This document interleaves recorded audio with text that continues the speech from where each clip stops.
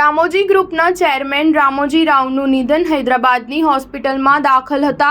તેમણે પત્રકારત્વ અને ફિલ્મની દુનિયામાં અમિટ છાપ છોડી।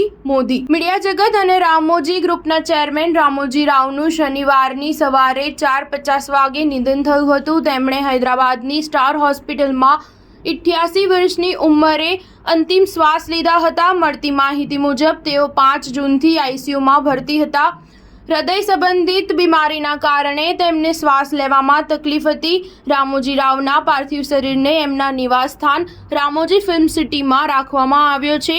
અહીંયા તેમને અંતિમ શ્રદ્ધાંજલિ આપવામાં આવશે। મીડિયા જગતમાં રામોજી રાવનું બહુ મોટું નામ છે। તેમની પાસે ઘણા ખરા બિઝનેસ વેન્ચર અને પ્રોડક્શન હાઉસ છે, જેમાં Usha Kiran movies, film distribution company, Mayuri film distributors, financial service company, Margadarsi chit fund અને ડોલ્ફિન ગ્રુપ ઓફ હોસ્ટેલ શામેલ છે। રામોજી એટીવી નેટવર્ક ટેલિવિઝન ચેનલના પ્રમુખ પણ હતા। તેમણે 2016માં તત્કાલીન રાષ્ટ્રપતિ પ્રણવ મુખર્જી તરફથી ભારતનું બીજું સર્વોચ્ચ નાગરિક સન્માન પદ્મ વિભૂષણ મળ્યું હતું। વડાપ્રધાન નરેન્દ્ર મોદીએ રામોજી રાવના નિધન પર શોક વ્યક્ત કર્યો છે।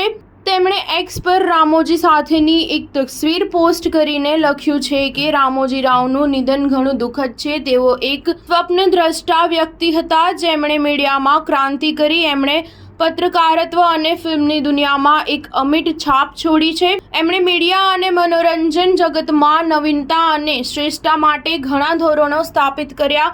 રામોજી રાવ ભારતના વિકાસને લઈ ભાવુક હતા। હું ભાગ્યશાળી છું કે મને એમની સાથે વાતચીત કરવાની કેટલીક તકો મળી। સ્ટાર ન્યૂઝ 7 હંમેશા સચ્ચાઈની સાથે।